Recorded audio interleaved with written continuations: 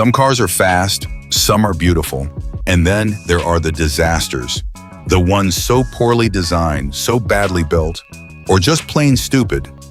You wonder how they ever made it off the drawing board. These aren't just forgettable. They're legendary flops you've probably never even heard of. Strange shapes, baffling features, horrible performance. They're the automotive equivalent of a facepalm.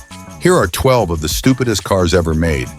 And once you see them, you'll understand why history tried to forget them. Number 1, 1982 Cadillac Cimarron. A car so infamously misguided, so fundamentally flawed in both purpose and execution, that it didn't just disappoint, it embarrassed. It didn't stumble into failure. It paraded into it wearing a three-piece suit sewn out of GM cost-cutting memos.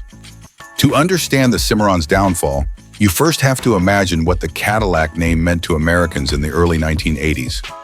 Cadillac wasn't just a car brand. It was a birthright of the American dream. It was chrome dignity, highway royalty, a symbol of prosperity handed down through generations. When you bought a Cadillac, you weren't just driving, you were arriving. It was a reward, a final step after years of hard work. People who bought them didn't just want luxury, they expected reverence. So when Cadillac announced it would release a compact luxury sedan to compete with BMW's 3 Series and the growing wave of Euro imports, people were intrigued. Maybe this would be a new kind of Cadillac, sleek, efficient, nimble, and modern, while still radiating that traditional Cadillac prestige. Maybe it would show the world that America could build a small luxury car to rival the best of Germany. What they got, however, was a bait-and-switch of historic proportions. The 1982 Cadillac Cimarron wasn't new. It wasn't sleek. It wasn't powerful or refined or graceful.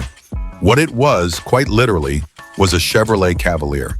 Not a variation, not an inspired platform sharing experiment, but the exact same car rushed to market in 10 months, with only minor tweaks: a bit of wood trim, a Cadillac badge, leather seats, a stiff price hike, and the faint smell of desperation. Under the hood, a 1.8-liter 4-cylinder engine making around 88 horsepower. Not refined, not quiet, just sluggish and buzzy. The sort of engine you'd expect in a rental subcompact, not a car bearing the Cadillac crest. The suspension wasn't retuned, the steering wasn't recalibrated. Nothing was refined. It was the Cavalier's underwhelming chassis with Cadillac marketing pasted on like a cheap disguise. Buyers were stunned. "I thought I was getting Cadillac luxury in a smaller package," one owner later wrote. "Instead, I got an Econobox with an identity crisis." Another said, "It rattled like it was assembled in a broom closet. I was afraid to shut the door too hard. I thought the dashboard might fall out." The illusion didn't last long. The leather was nice, the badge was shiny, but after 10 minutes on the road, reality set in. The Cimarron was a fraud, and not a clever fraud either. People quickly realized they could walk into a Chevy dealership and get the exact same car, sometimes better equipped, for several $1,000s less. One buyer famously declared, "It's a scam with leather seats." Others weren't so polite. Lawsuits were threatened. Owners formed groups just to vent their collective disbelief. Some literally returned the cars to the dealership demanding an apology. The press was merciless. Car and driver refused to review it in detail at first, saying it didn't deserve the Cadillac name. Journalists coined terms like badge engineering at its worst, and a cynical insult to loyal customers. One editor put it bluntly, "The Cimarron didn't cheapen Cadillac, it exposed Cadillac." And while GM made small changes in later years, adding a V6, upgrading trim, improving build quality, it was too late. The damage had been done. The Cimarron became a symbol of everything wrong with General Motors' bloated, bureaucratic structure. It wasn't just that they released a bad car, it was how they did it. Rushed, lazy, arrogant, and entirely out of touch with what Cadillac customers actually wanted. The Cimarron didn't just fail in sales, it obliterated trust. For the first time in decades, Cadillac no longer stood unchallenged. Buyers began turning to Lexus, BMW, Audi, A generation that once saw Cadillacs as aspirational now saw them as dated jokes. And yet, the Cimarron persisted. From 1982 to 1988, Cadillac stubbornly kept it in the lineup, each year dragging it along like a wounded pet. By the end of its run, even Cadillac insiders admitted it should never have existed. One former executive called it the car that set Cadillac back 10 years. Another reportedly quipped, "If you want to understand what went wrong with Detroit, look at the Cimarron." Today you might find one in a junkyard, sun-bleached and half-stripped, forgotten by time and collectors alike. Or maybe at an auction, where it sells for a few $100s to someone who collects automotive oddities as a form of cultural archaeology. Because make no mistake, the Cimarron is a cultural artifact. It's not just a car, it's a warning. A warning of what happens when marketing wins over engineering, when shortcuts replace craftsmanship, when a legendary brand decides that a badge alone is worth thousands of dollars. Number 2, 1974, Mustang II Mach 1 with the V6 engine stands as one of the most crushing disappointments in the annals of American muscle car history, a stark reminder of how rapidly changing times, economic pressures, and shifting priorities can tarnish a legend. To fully grasp the weight of that disappointment, you need to understand just how deeply the Mustang was ingrained in American culture and the hearts of car enthusiasts. Born in the mid-1960s, the Mustang was a revolutionary muscle car, symbolizing youthful freedom, rebellion, and pure, unfiltered performance. It wasn't just a car, it was a cultural phenomenon that ignited passions and turned heads everywhere it went. The Mach 1 variant, introduced in 1969, was the epitome of this spirit.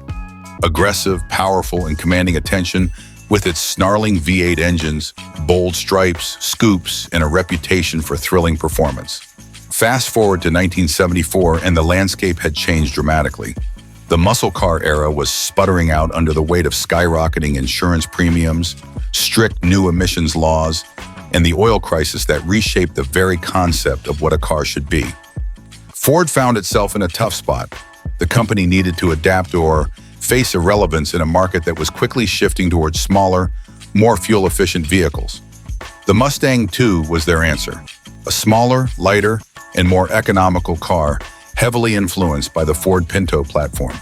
It was an attempt to keep the Mustang name alive, but it was a far cry from the muscle car icon it once was. When Ford slapped the Mach 1 badge onto a Mustang II equipped with a modest 2.3-liter V6 engine, it was the beginning of a betrayal for Mustang fans everywhere.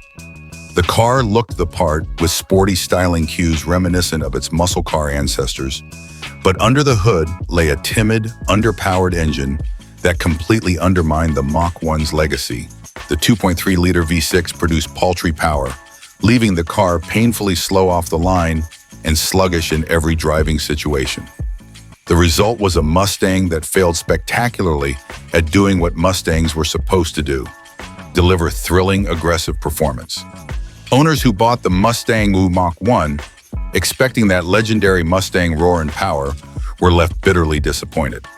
One owner summed it up perfectly. It had the Mach 1 badge, but nothing under the hood. I was embarrassed every time someone asked me to pop it. The shame of driving a car that bore such a proud performance badge, but lacked the muscle to back it up, was widespread. Accelerating felt like a struggle. Merging onto highways was nerve-wracking rather than exhilarating.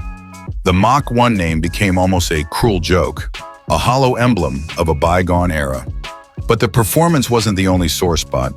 The Mustang II's design sacrificed practicality for looks, creating major visibility issues. Thick A-pillars and small rear windows created large blind spots, making it difficult and sometimes dangerous to drive in the traffic. Drivers constantly found themselves second-guessing lane changes or turns because of limited sightlines. For a car meant to be driven hard and fast, this lack of visibility was both ironic and frustrating. Inside the cabin, things didn't get better. The interior was dominated by cheap, hard plastics that felt cold and uninspired, a far cry from the sporty, driver-focused environments muscle car fans expected. Worse, these plastics had a nasty habit of warping and cracking under the summer sun, making the interior look tired and worn far sooner than anyone would have hoped. The Mach 1's once proud badge was now pinned on a car with a cabin that felt more like an economy rental than a performance machine. The suspension and handling, which had once been a Mustang's strong suit, were similarly disappointing. The Mustang II Mach 1's chassis and suspension lacked the sharpness and responsiveness muscle car fans craved. Steering was vague and disconnected, and the overall driving experience was dull and uninvolving. Instead of feeling like a car built for speed and agility, it felt like a compromise. A car designed more to meet regulations and cut costs than to excite its driver. The Mustang II Mach 1 V6 didn't just fail to live up to expectations, it crushed them, leaving enthusiasts feeling betrayed by a car that carried a revered name but delivered so little of what made that name special. The badge that once symbolized power, aggression, and freedom was reduced to an empty promise plastered on a car that was, in essence, a watered-down economy compact masquerading as a muscle car. Yet despite all its flaws and the shame it brought upon the Mustang lineage, the Mustang II Mach 1 V6 remains a fascinating artifact of its era. It's a window into the harsh realities faced by American automakers in the 70s. Realities of fuel crises, tightening regulations. Number 3, the 1974 Mustang II Mach 1 with the V6 engine is often remembered not as a symbol of power and prestige, but as a painful chapter in Mustang's storied legacy, a chapter defined by compromise, disappointment, and the bitter realization that times had changed in ways muscle car fans didn't want to accept. To understand the full weight of that disappointment, you have to picture the Mustang's place in American culture and the hearts of car enthusiasts leading up to that point. Since its debut in the mid-1960s, the Mustang was more than just a car. It was a cultural icon, a symbol of youthful rebellion and unrestrained power on the open road.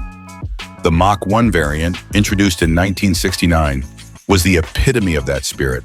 An aggressive, performance-focused Mustang, outfitted with roaring V8 engines, bold racing stripes, and a thrilling driving experience that made every mile memorable.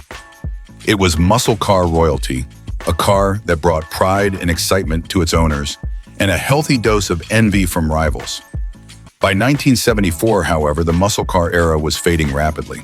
New emissions regulations, skyrocketing insurance premiums, and the oil crisis had all combined to force American manufacturers into producing smaller, more fuel-efficient vehicles. Ford had to adapt, and the result was the Mustang II, a car that looked smaller, lighter, and more economical. It was designed to appeal to a changing market, but it came at a tremendous cost to Mustang's muscle car legacy. The Mustang II was built on the Ford Pinto platform, a far cry from the V8 beasts of the past. And it was clear from the start that the car wasn't intended to deliver the kind of power and aggression that Mustang enthusiasts expected. When Ford slapped the Mach 1 badge on the Mustang II V6, it felt like a cruel joke to many fans. The 2.3-liter V6 engine under the hood was modest at best, producing barely enough power to move the car with any urgency. Rather than the thunderous roar and heart-pounding acceleration of previous Mach 1 models, drivers were met with a quiet, lackluster performance that felt more like a compromise than a promise kept. Owners were left embarrassed by the car's lack of muscle and ashamed to display the proud Mach 1 emblem that now felt meaningless. One owner captured this sentiment perfectly.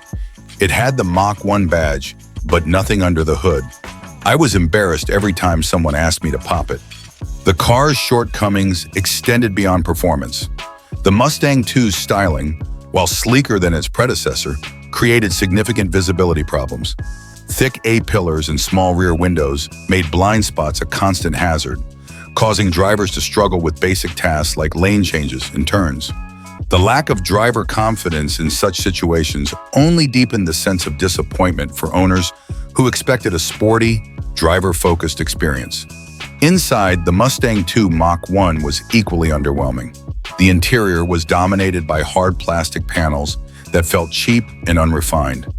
Many owners reported that these plastics warped and cracked under the intense summer sun, giving the cabin a prematurely worn appearance. Far from the rich, tactile environment that muscle car fans had come to expect, the Mustang II's cabin felt sterile, cheap, and uninspired. It was a harsh contrast to the sporty, aggressive image that the Mach 1 badge was supposed to represent. Handling and ride quality were further disappointments. The Mustang II's suspension, while tuned to meet new regulations and softer ride expectations, lacked the sharpness and precision that defined earlier Mustangs. Steering was vague and unresponsive, and the car felt disconnected from the road. Rather than delivering the exhilarating driving dynamics that muscle car enthusiasts craved, the Mustang II Mach 1 felt muted and numb, something to get you from point A to point B, not a car to be driven hard or enjoyed on twisty roads. The Mustang II Mach 1 V6 became a symbol of a larger betrayal. It was a reminder that the muscle car era, with all its thunder and raw power, was over, or at least on life support. Enthusiasts who had once admired the Mustang for its rebellious spirit and aggressive performance now saw it as a diluted shadow of its former self. The Mach 1 badge, once a proud emblem of speed and power, had been reduced to little more than a cosmetic accessory on a car that lacked the heart and soul muscle car fans demanded. For many owners, this Mustang was not a source of pride but a source of embarrassment. It was a car they bought hoping to capture the spirit of a bygone era, only to be met with a car that felt like a Pinto dressed in a Halloween costume, an unfortunate mismatch of form and function. The sense of betrayal was palpable, and stories of owners hiding the Mach 1 badges or removing them entirely were common. Despite all its flaws, the Mustang II Mach 1 V6 remains a fascinating artifact of a turbulent era in automotive history. Number 4. The 1987 Yugo GV is one of those legendary automotive disasters that has transcended mere bad reputation to become almost a cultural punchline. A car so notoriously awful that owning one was equal parts tragedy, dark comedy, and survival challenge. When this tiny Eastern European import first arrived in the United States, it promised affordable, no-frills transportation for a market desperate for inexpensive options in the face of rising fuel costs and economic uncertainty. The Yugo GV was pitched as the ultimate budget car, cheap to buy, cheap to run, and easy to own. But what buyers quickly learned was that the phrase cheap car didn't just mean affordable. It meant cheap in every sense imaginable, from build quality to reliability to safety. The moment owners got behind the wheel, they realized they had made a colossal mistake. One owner's story perfectly captures the absurdity. "I tried to roll down the window and the whole door panel came off. That was the highlight of my week." Something as simple and mundane as lowering a window became a fiasco, emblematic of the endless frustrations Yugo owners faced. The interior fit and finish was laughably bad. Plastic trim rattled and cracked with even the gentlest touch. Knobs and switches felt flimsy and fragile, and the cabin often resembled a garage project stuck in perpetual disrepair rather than a finished vehicle. Every trip to the grocery store felt like an act of courage, but the Yugo's problems ran far deeper than cosmetic flaws. Beneath its tiny hood lurked an engine so unreliable that seizures and breakdowns were practically expected. Owners reported that engines would lock up with no warning, often leaving them stranded miles from home. The electrical system was a nightmare of poor wiring and shoddy connections, with some unfortunate drivers witnessing actual fires ignite in their engine bays or dashboards. Safety concerns were very real, as the car's flimsy construction offered little protection in crashes, and rust spread with alarming speed, especially during harsh winters. Some owners recounted how rust would consume the wheel wells, doors, and undercarriage before the first winter snow even melted, transforming their car from a questionable purchase into an ongoing money pit. Many owners described a maddening cycle of repairs that never truly fixed anything. Parts were often substandard, replacements were difficult to find, and mechanics tended to avoid working on Yugos due to their complex and cheaply made components. The car had no enthusiast community, no spare parts network, and no redeeming qualities to cling to. Repairs that should have been simple turned into months-long projects of trial and error, testing the patience and resolve of even the most determined owners. The absurdity of the Yugo GV's unreliability was often met with grim humor. One owner famously said, Every time it started, I felt like I'd won the lottery. This wasn't an exaggeration or a joke. It was pure relief. Starting the Yugo and having it run smoothly even for a few miles was a victory in itself. Driving the car felt like rolling the dice with every ignition, wondering if you'd make it through the day or end up on the side of the road with yet another failure. The car's quirks and failures became a test of endurance, patience, and sheer stubbornness. Despite all this, some owners clung to their Yugos, not out of affection, but because they had nowhere else to turn financially. Owning a Yugo became a badge of survival in a harsh economic climate, a symbol of making do with what little was available. Yet the stigma was harsh, and many owners were embarrassed to be seen driving one. The Yugo quickly became a nationwide punchline, a shorthand for the worst kind of automotive nightmare. Sales plummeted and the model was soon discontinued, leaving behind a legacy of disappointment and disbelief. Looking back, the 1987 Yugo GV is a fascinating case study in how bad a car can get when corners are cut relentlessly and quality is sacrificed at every step. It's a cautionary tale about the perils of chasing the lowest price at the expense of reliability, safety, and customer trust. More than just a bad car, the Yugo GV represents a perfect storm of poor design, poor manufacturing, and poor market fit. Its story is one of shattered expectations, countless frustrated owners, and a hard-earned place in automotive infamy. For many, it's not just a car they regret buying. It's a roller coaster of misery that tested their patience, their wallets, and their sense of humor in ways few other vehicles ever have. Number 5.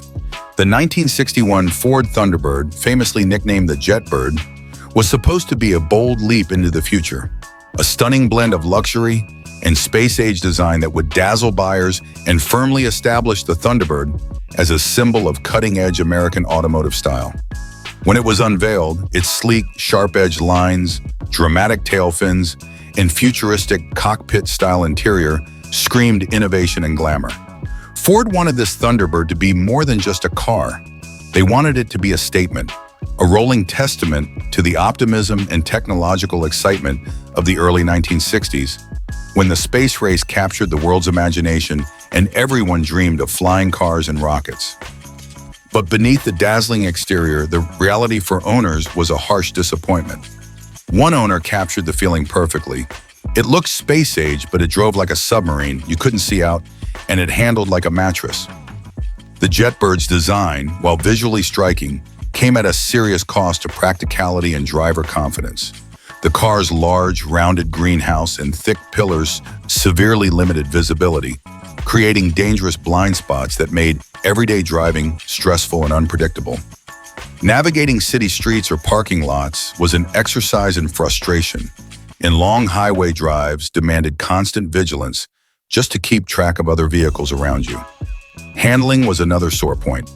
The 1961 Thunderbird suspension and chassis tuning prioritized comfort and smoothness, but in doing so it sacrificed agility and road feel. Drivers often described the ride as floaty or sluggish, with the car responding slowly to steering inputs and feeling more like a heavy barge than a nimble personal luxury coupe.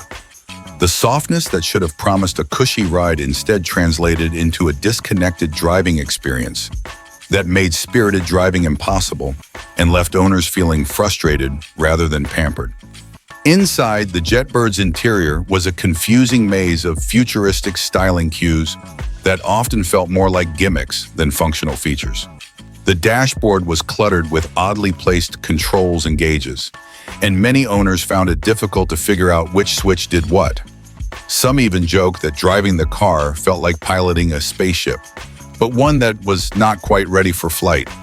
The unusual cockpit layout, designed to evoke jet fighter canopies, sometimes left drivers feeling cramped and isolated rather than embraced in luxury. Trunk access was another frequent complaint. The trunk lid design was awkward and counterintuitive, making loading and unloading bulky items a hassle. Owners lamented having to maneuver around odd shapes and restricted openings just to get at their luggage or groceries. This seemingly small inconvenience was magnified by the car's overall impracticality, turning what should have been an everyday task into a frustrating ordeal. Leaks were the final insult on an otherwise promising package. Owners frequently reported water intrusion through door seals and window edges, turning rainy days into miserable experiences of damp upholstery and musty smells.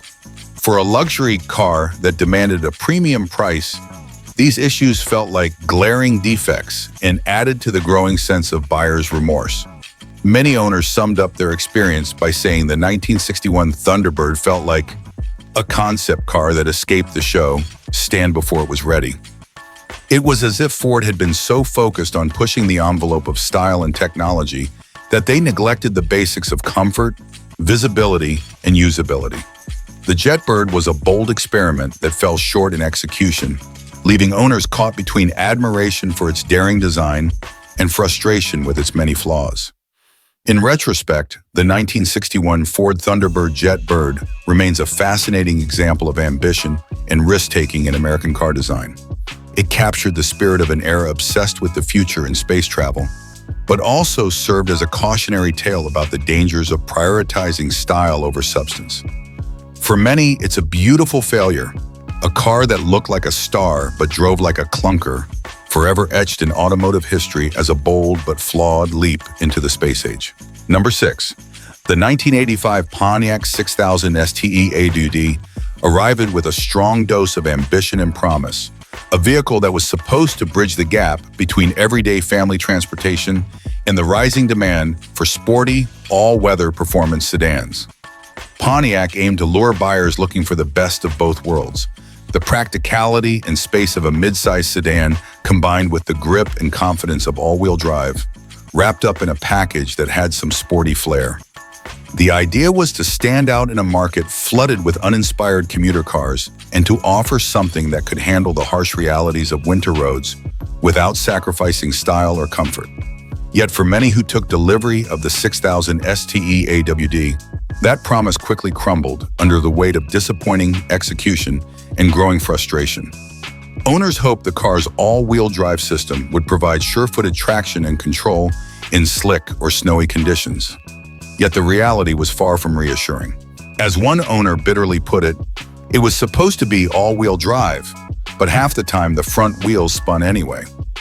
Instead of delivering consistent power to all four wheels as advertised, the system sometimes failed to engage properly or sent power unevenly, leaving drivers struggling for grip exactly when they needed it most. In icy weather or on wet roads, what should have been an asset became a liability, creating a constant game of guesswork and anxiety. Underneath the skin, the Pontiac's performance was equally underwhelming. The car was heavy, burdened with a chassis and drivetrain that felt more suited to a family sedan than a sporty machine. The V6 engine, while adequate for basic transportation, lacked the grunt and responsiveness that enthusiasts craved. Acceleration was slow and uninspiring, making overtaking on highways a nerve-wracking experience rather than a confident maneuver. Instead of the throaty growl or eager responsiveness expected from a sporty badge, the engine emitted a persistent, droning buzz that grew tiresome during even the shortest drives. The 6000 STE AWD felt more like a reluctant cruiser than a driver's car. The suspension system was another Achilles heel. Although tuned to balance comfort and handling, it quickly betrayed its weaknesses as components wore out far sooner than owners anticipated. Suspension bushings would degrade, shocks and struts would lose their damping ability, and the once promised composed ride morphed into a jarring, clunky ordeal.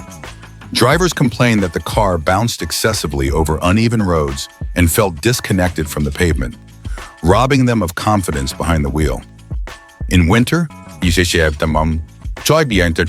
the issues worsened. Worn suspension parts undermined the vehicle's already questionable AWD system, leading to sloppy handling and an unsettling ride.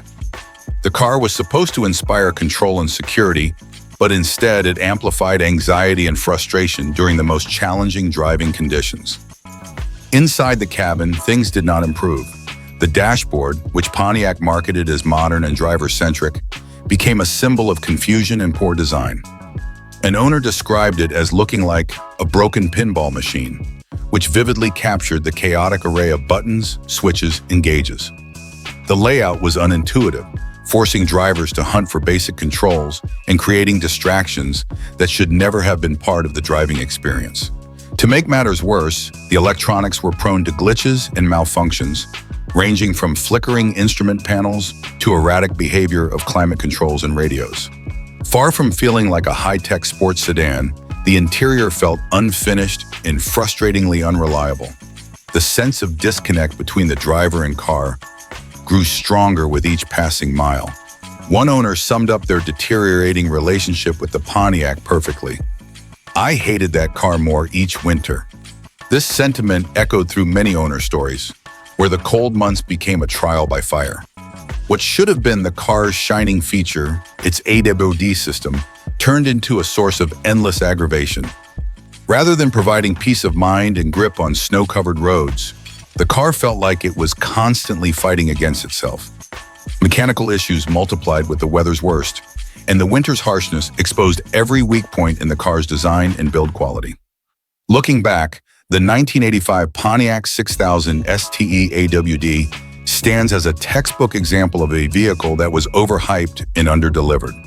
It was an ambitious attempt to combine sportiness and all-weather capability in a midsize sedan, but it was undone by mediocre engineering, shoddy execution, and a lack of polish. The car's heavyweight, lackluster powertrain, faulty AWD system, and glitch-prone electronics created a driving experience that was frustrating, uninspiring, and often downright infuriating. For many owners, it became a grudgingly tolerated daily driver rather than a beloved vehicle. Number 7. The 1978 Dodge Magnum XE arrived at a crossroads in American muscle car history, a time when the raw, unfiltered power of the 1960s and early 70s was being squeezed out by mounting government regulations, rising insurance costs, and an oil crisis that had shifted consumer priorities. But despite the changing tides, Dodge aimed to keep the muscle car flame alive, at least in spirit, by offering the Magnum XE, a car that promised aggressive style and a nod to NASCAR heritage, wrapped in a package that seemed built to turn heads and command respect. With its broad, muscular stance, long sculpted hood, and aggressive front grille, the Magnum XE looked every bit the part of a high-performance beast. Fans of Dodge and NASCAR alike were drawn to it, expecting the kind of heart-pounding power and razor-sharp handling that would make it a worthy heir to the muscle car throne. One owner summed up the initial appeal simply, "I bought it because it looked mean." But the excitement quickly faded once the car hit the road. Beneath its imposing exterior lay a V8 engine that was, to put it mildly, underwhelming. Instead of the fierce, thunderous roar and lightning-fast acceleration muscle car enthusiasts craved, the Magnum's V8 felt sluggish and tired. It lacked urgency, struggling to move the car's heavy frame with any sort of enthusiasm or authority. Owners often describe the engine as feeling weighed down, like it was dragging a chain rather than powering a racing machine. One particularly blunt owner lamented, "The V8 was sluggish and the steering felt like stirring cement." The car's acceleration was slow and ponderous, a far cry from the punchy instant response that defined true muscle cars, leaving drivers frustrated and embarrassed, especially when compared to competitors or even some family sedans of the era. The Magnum's handling was no better. Instead of delivering precise, confidence-inspiring feedback through the steering wheel, the car felt vague and unresponsive. The steering was heavy and numb, lacking any real connection to the road beneath. Drivers reported a floating sensation, as if they were piloting a barge more than a sporty coupe. The suspension was soft and ill-suited for spirited driving, making cornering sloppy and imprecise. Rather than darting through turns or hugging the road, the Magnum lumbered along with the grace and urgency of a sinking ship. This impression was so widespread that one owner famously wrote, "It had all the urgency of a sinking barge." The car's sheer bulk and poor chassis dynamics made it feel cumbersome and lethargic, betraying the muscular image it projected. Proportions also played a role in the Magnum's awkwardness. Though the long hood and wide stance suggested a powerful, aggressive machine, the overall balance of the car seemed off. The rear end was truncated and short compared to the imposing front, which gave the car an ungainly, somewhat top-heavy appearance. In person, the Magnum's silhouette lacked the sleek, purposeful stance muscle cars are known for. Instead, it felt like a heavyweight boxer who had lost his footwork. Big, strong, but slow and awkward. This disconnect between the aggressive styling and the car's actual presence on the road only added to owners' frustrations. Inside, the Magnum XE was equally uninspiring. The interior was a basic affair, designed more for comfort and practicality than driver engagement. The seats, while roomy, lacked the supportive, bolstering muscle car drivers wanted for spirited driving. The dashboard was straightforward but bland, and materials felt cheap compared to the premium aspirations of other models at the time. Controls were easy enough to reach, but the cabin lacked any real excitement or connection to the car's sporty exterior. For many owners, the interior only reinforced the feeling that the Magnum was a compromise, a car trying to be something it wasn't. All these factors combined to make the 1978 Dodge Magnum XE a disappointment for muscle car enthusiasts and casual drivers alike. It was a car caught in the middle of shifting automotive trends, trying to keep the flame of American muscle alive but shackled by its own weight, vague steering, and underpowered engine. Rather than thrilling its drivers, it left them feeling let down and disconnected from the driving experience. Instead of the visceral rush of power and control, owners got a sluggish, heavy cruiser that struggled to live up to the aggressive image it projected. For many, owning a Magnum XE was a short-lived experiment, a brief thrill driven by style and hope, followed by a quick exit once the harsh reality set in. It was the kind of car that you bought because it looked the part, only to sell as soon as you realized it drove like a drunk tank, lacking the urgency and precision muscle cars are known for. The Magnum XE's legacy is that of a muscle car in name only, remembered mostly for its frustrating lack of performance. Number 8. The 1963 Studebaker Wagonaire arrived with a bold promise of innovation that caught the attention of adventurous families and design enthusiasts alike. Its defining feature, a sliding, removable roof panel, was supposed to revolutionize the station wagon experience, offering an open-air option for fresh air and sun while maintaining the practicality of a covered cargo area. On paper, it was brilliant. The freedom to haul tall items or enjoy the sunshine on long drives, all in one versatile package. Early buyers were intrigued, drawn by the futuristic idea of a roof that slid open like a giant sunroof, turning an ordinary family wagon into something far more exciting and unique. But that excitement quickly soured once owners faced the harsh realities of daily life with the Wagonaire. The innovative sliding roof turned out to be more trouble than it was worth. One owner recalled the moment the fantasy cracked. The first time it rained, the sliding roof let in half a gallon of water. Instead of a gentle drizzle or a minor inconvenience, heavy leaks drenched the rear passengers and cargo area alike, turning the interior into a soggy mess. Kids seated in the back were soaked through, much to the dismay of parents who had expected a practical family car, not a mobile water hazard. The roof's sealing system was insufficient, unable to keep out the elements, and the problem became worse over time as seals wore down and the sliding mechanism aged. Worse yet, the roof was prone to jamming and mechanical failures. One owner confessed, "The second time it jammed open, I gave up." What should have been a smooth, easy-to-operate feature became a constant source of frustration. Drivers found themselves wrestling with a roof that refused to close or opened unexpectedly, exposing the interior to weather, dust, and noise. The once exciting sliding roof quickly became a liability rather than a selling point. Beyond the roof troubles, the Wagonaire was also plagued by severe rust issues that compounded owners' headaches. Rust attacked the body panels aggressively, especially around the roof mechanism and the lower panels, causing structural and cosmetic damage. The corrosion was relentless, turning what should have been a practical family car into a rust bucket for many owners. Maintenance was difficult and costly, as the unique roof system required specialized parts and labor, and the rust accelerated wear on the sliding components themselves. Many owners, desperate to salvage their cars and preserve some semblance of peace of mind, resorted to drastic solutions. Some literally bolted the roof shut with homemade brackets, abandoning the sliding feature entirely to stop the leaks and jams.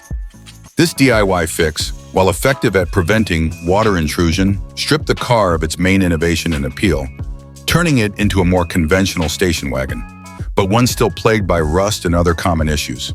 Despite the troubles, the Wagonaire maintained a certain cult following among fans of quirky, unconventional cars. Its bold attempt at innovation earned respect, even if it didn't deliver in everyday reliability or practicality.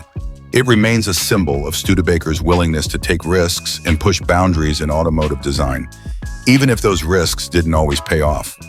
In the end, the 1963 Studebaker Wagonaire was a fascinating but flawed experiment, a car that dared to be different but paid the price in reliability and durability. Owners admired its innovation, but living with it was a test of patience, creativity, and sometimes sheer frustration. The sliding roof, meant to be the star feature, became the car's greatest weakness, soaking passengers, jamming unpredictably, and forcing many to abandon the very innovation that set the Wagonaire apart. It's remembered today as a classic case of ambition over execution, a car that promised the sky but left owners feeling soaked, stuck, and searching for a way to bolt the roof shut once and for all. Number 9. The 1971 Buick Riviera boattail stands out in automotive history as one of the most striking and polarizing designs ever to roll off an American assembly line. It was a time when car makers were experimenting with style, trying to marry luxury, performance, and daring aesthetics in ways that would leave a lasting impression. And the boattail Riviera definitely succeeded in making an impression. With its sharply tapered rear end, a design inspired by classic 1930s luxury cars and the sleek lines of a speedboat, the boattail looked like a vision from the future or a prop from a superhero movie. Its elongated, swooping fastback roofline gave it a silhouette that was both elegant and aggressive, evoking power and sophistication. People who saw it on the street couldn't help but stop and stare. It was the kind of car that turned every journey into an event. For many buyers, the Riviera was a dream come true. It offered a powerful V8 engine wrapped in a plush, luxurious cabin filled with advanced features for its time, including power everything, windows, seats, steering, and brakes, plus air conditioning and an impressive sound system. It promised to deliver a grand touring experience, combining muscle car power with the smooth ride and comfort expected of a premium luxury coupe. The name Riviera itself evoked glamour, exotic places, and the good life. And the boattail design was the ultimate statement of style and confidence. One early owner captured the excitement succinctly. It looked like something Batman would drive. But as anyone who has owned or driven one knows, that fantasy was quickly tested by the realities of daily life. The sheer size and heft of the boattail turned out to be a mixed blessing.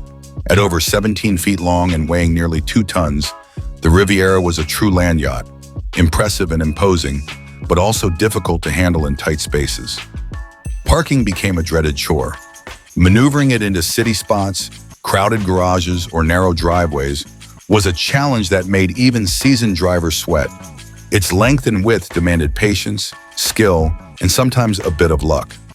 Owners described it as parking a battleship, a metaphor that perfectly conveyed how unwieldy and slow the car could be when confined to the tight quarters of modern urban life. Fuel economy was another sore point that owners quickly discovered, and one that drained enthusiasm almost as fast as the fuel tank emptied. The boattail's massive V8 engine was a thirsty beast, guzzling premium gasoline at a rate that would make modern SUV owners cringe. One owner joked that it sucked down gas like a 70, an exaggeration perhaps, but not far from the truth given the fuel consumption figures of the era. For a car that was supposed to be a luxurious cruiser, the frequent stops at the gas station and the growing fuel bills became a constant reminder of the car's impractical side. This was a time before fuel efficiency became a major selling point, but even then the Riviera's appetite was legendary, and not in a good way. Visibility issues compounded the frustration of driving the boattail. The distinctive rear design, while beautiful from the outside, came with severe compromises in practicality. The sharply sloping rear window and the large tapering C-pillars created massive blind spots. Rear visibility was so poor that many drivers struggled with basic maneuvers like reversing or checking over their shoulders for traffic. The car lacked the wide, panoramic rear view most modern drivers expect, forcing owners to rely heavily on side mirrors and, often, guesswork. In busy traffic or when backing into parking spots, the limited sight lines could be nerve-wracking and sometimes downright dangerous. One owner wryly remarked, "I loved it for a month, then I realized I'd bought a land yacht with no port."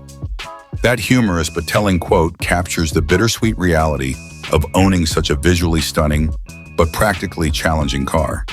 Maintenance and upkeep added another layer of complexity.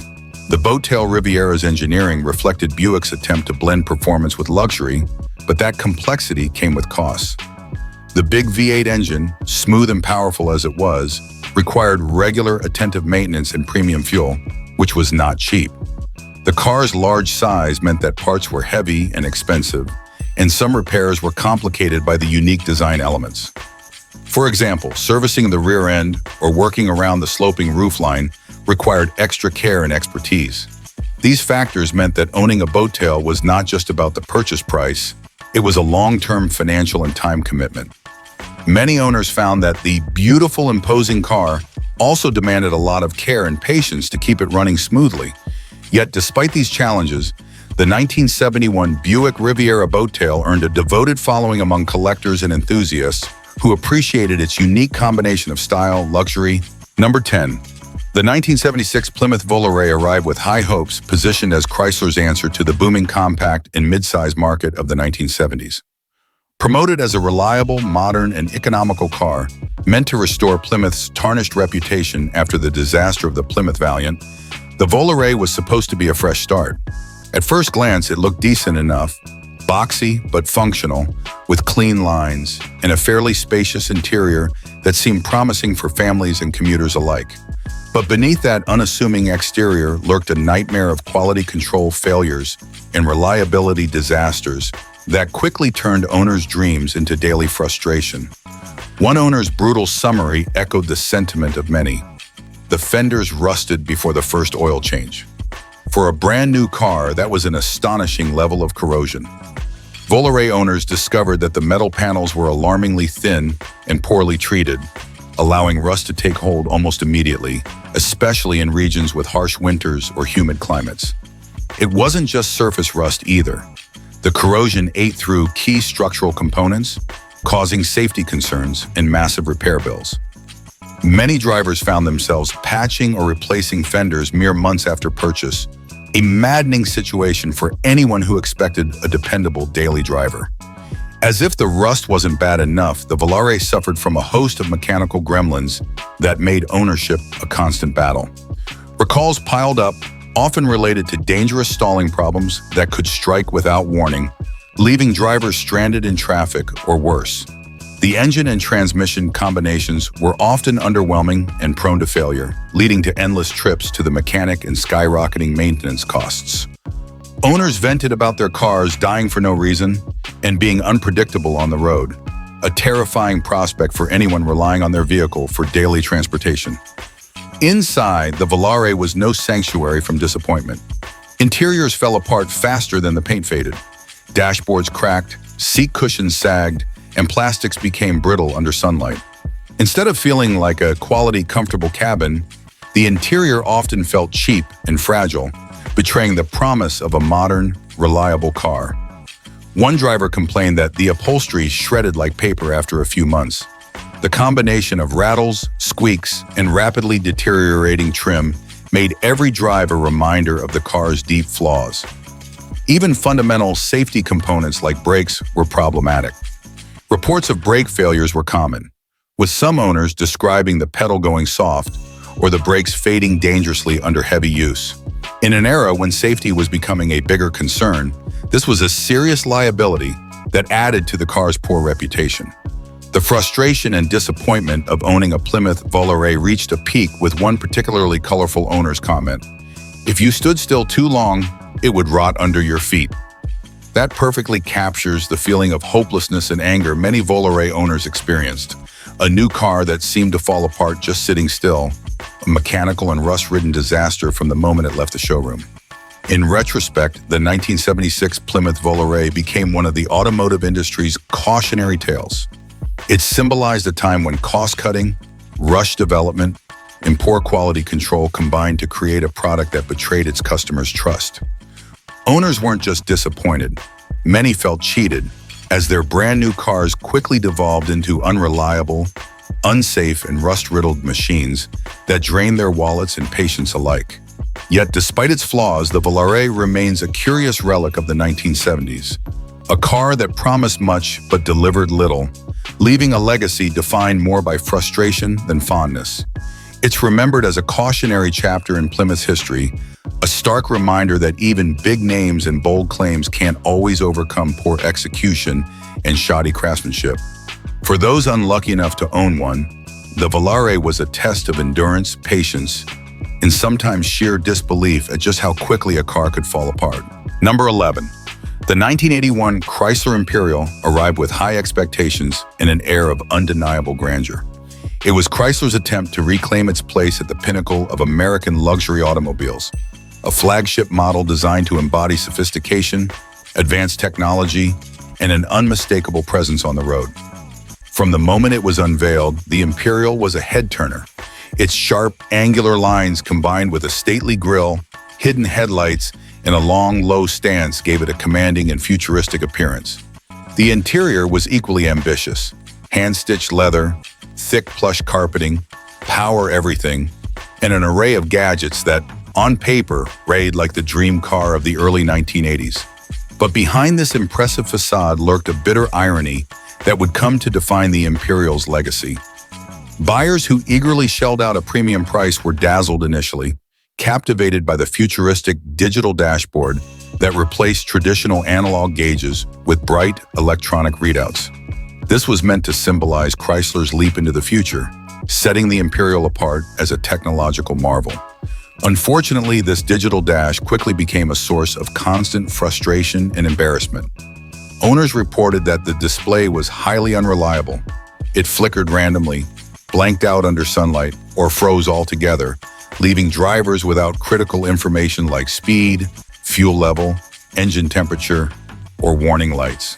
Imagine driving a luxury flagship car in complete ignorance of your vehicle's vital stats. The confidence shattered, and the illusion of technological superiority shattered with every blackout. Many owners resorted to taped-over dashboards or jury-rigged fixes, but the damage to the car's reputation was done. "I called it my Imperial disaster," one owner confessed, describing how, within days of purchase, the dashboard went dark, and within weeks the fuel injection system gave out. The Imperial's fuel injection was an advanced system for its time, designed to deliver smooth power and better efficiency.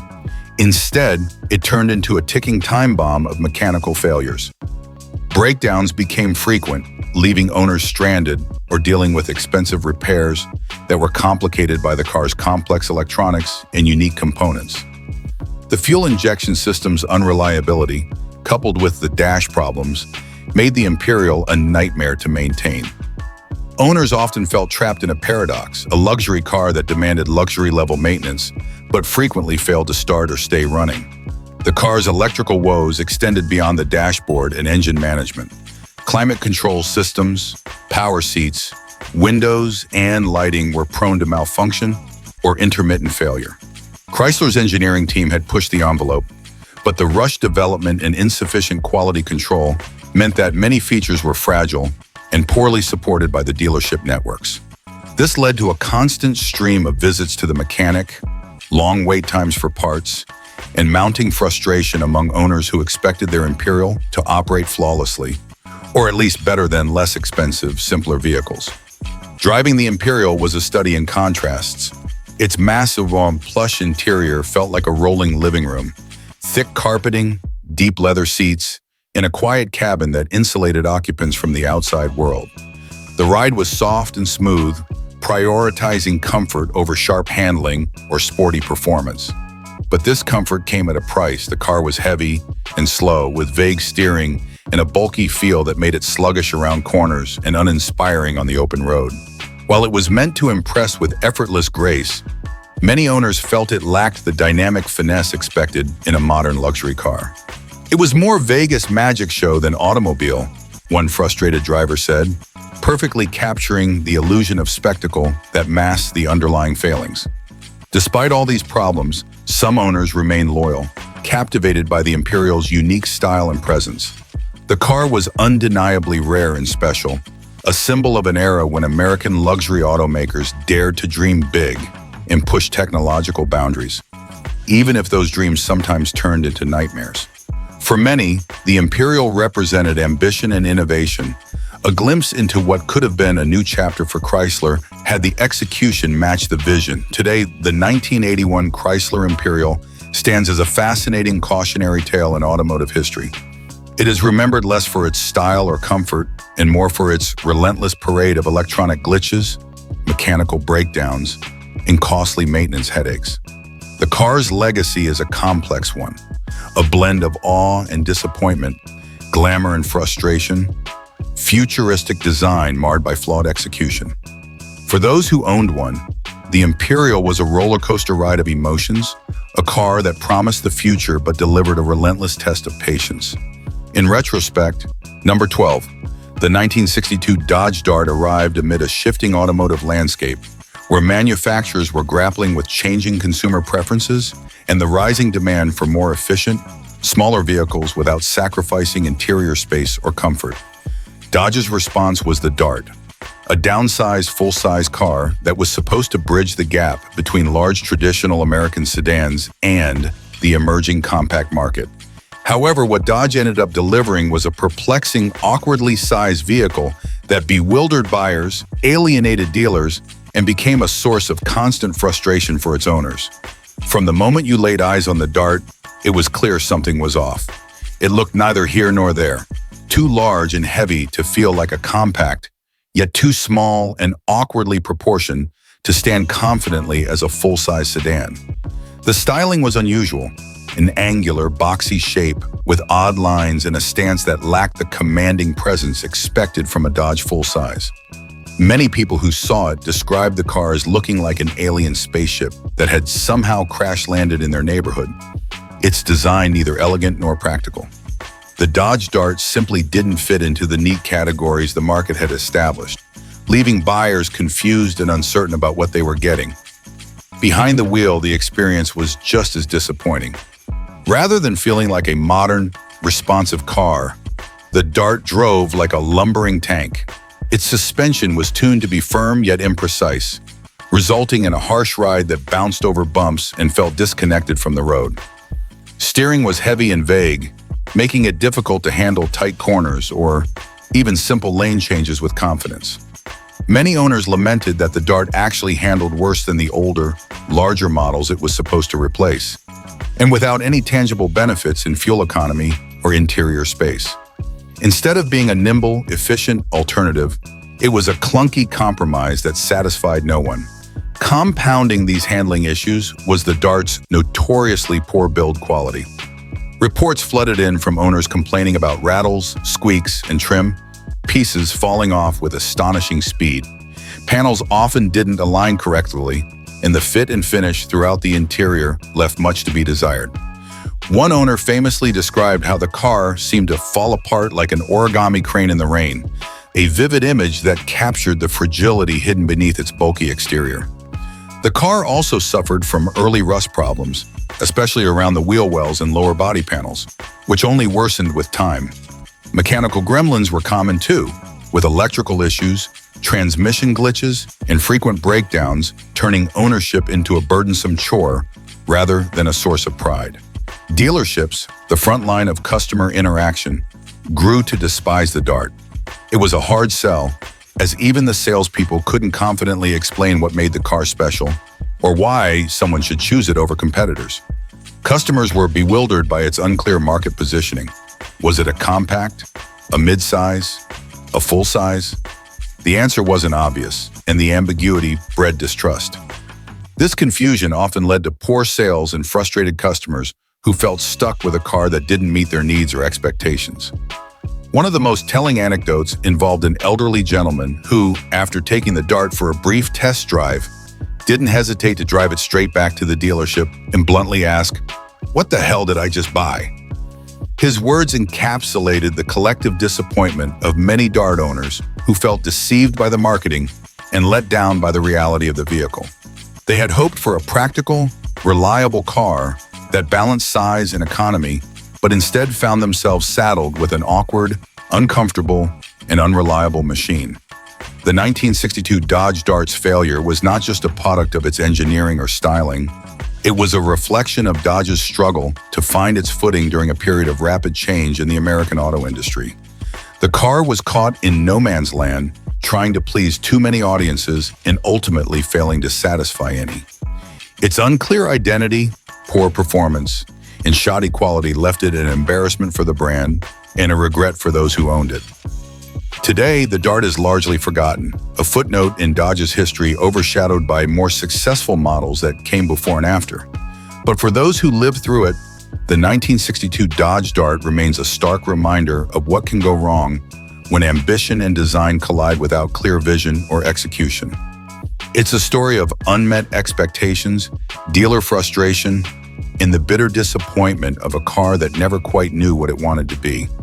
A confused alien lost in the automotive cosmos, destined to be remembered not for its innovation, but for its failures.